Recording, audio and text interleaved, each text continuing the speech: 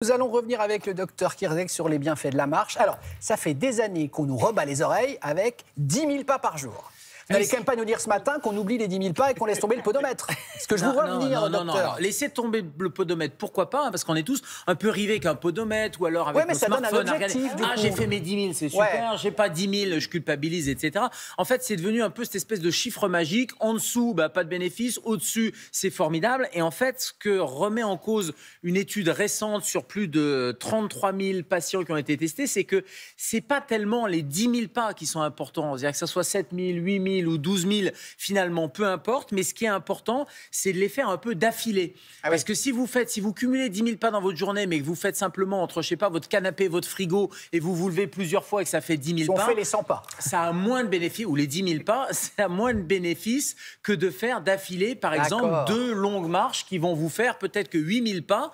Mais c'est plus intéressant. C'est ce que prouve cette étude. Plus de 33 000 personnes qui ont été suivies entre 40 et 79 ans et qui faisaient, moins de 10 000 pas, ils faisaient moins de 8 000 pas. Et ce qui a été intéressant, c'est de montrer justement ceux qui faisaient des petites sessions fractionnées avaient un moindre bénéfice que les gens qui faisaient 2 fois 15 minutes, par exemple, et qui étaient au même nombre de pas. Donc on voit bien que ce n'est pas tellement le problème quantitatif, mais c'est la manière dont on fait ces pas qui est importante. Donc c'est de l'endurance, quoi, finalement. Oui, c'est de l'endurance avec des vrais bénéfices. C'est-à-dire quand on regardait les problèmes cardiaques diminuaient, les problèmes d'hypertension diminuaient, les problèmes métaboliques, le cholestérol en particulier, la glycémie, tout ça diminuait avec ces marches.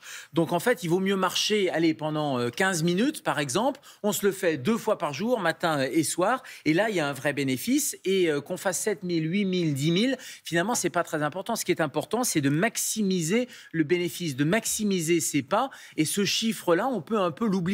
Et puis on peut oublier l'obsession, c'est que initialement ces 10 000 pas, c'était pas tellement un truc scientifique, c'était un truc d'une boîte japonaise qui fabriquait des podomètres et qui voulait pousser un peu le nombre de pas pour pouvoir quantifier, mais il faut pas que ça devienne une obsession. Et l'idéal, et on le rappelle, c'est 2h30 de marche par semaine, et donc ça fait 20-25 minutes par jour. Et l'important, c'est la régularité, un peu l'endurance, effectivement, ou en tout cas d'affilée. Et ça, c'est vraiment important. Et sait-on pourquoi? Comment on explique ce bienfait? Oui, il y a un effet métabolique. C'est-à-dire quand on regarde dans cette étude, on regarde les chiffres de pression artérielle, ils diminuent, les chiffres de fréquence cardiaque, ils vont diminuer aussi. Et en fait, ça va améliorer le métabolisme, améliorer la régulation de la glycémie, les hormones comme l'insuline qui est fabriquée par le pancréas, qui va être plus stable aussi. Donc on voit que finalement, mettre en route la machine, le corps humain, ça suffit pas de le faire quelques secondes. Il faut le faire plusieurs minutes de façon à ce qu'il y ait un bénéfice au niveau métabolique. Donc si on voulait faire un peu une ordonnance, il vaut mieux faire 30 minutes de marche rapide par jour. On le fait d'affilée plutôt que des petits pas comme ça. Ça ne vous empêche pas de suivre tous les conseils qu'on vous dit. Quand on vous dit prenez les escaliers plutôt que l'ascenseur, etc.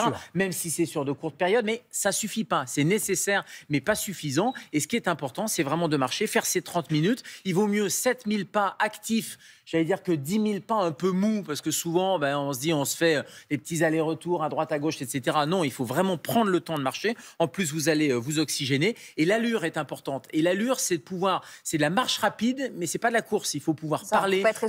Faut pas être essoufflé. Il faut pouvoir discuter. C'est ça la marche. L'important, c'est vraiment le mouvement. Et c'est le mouvement qui va mettre en route le métabolisme musculaire, l'oxygénation. Et c'est ça qui est bénéfique au niveau du corps. Donc voilà, on arrête d'être rivé sur nos portables. Lâchez-nous le podomètre. Et culpabiliser en disant oh là là, j'ai fait que. Moi j'aime bien. Moi je trouve ça me motive en fait. Et c'est d'autant plus intéressant cette étude que même les petits marcheurs ou les gens qui ont peu d'activité physique, et je pense aux gens qui font 5 000 pas par exemple, mais il vaut mieux les faire d'affilée. Là, ils maximisent là aussi leurs bienfaits par rapport à des gens qui marchent plus. Donc il vaut mieux faire 5 000 bien comme il faut, actifs et d'affilée. Ça fait 4 fois que vous le dites, docteur, donc je pense que le message il est passé là. Ouais, mais il faut le marteler. Il faut les faire d'affilée.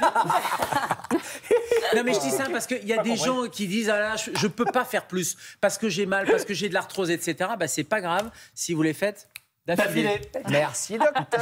Vous avez raison, c'est comme ça que ça rentre. Il faut répéter plusieurs fois. La pédagogie, c'est ça en fait. Mais bien sûr.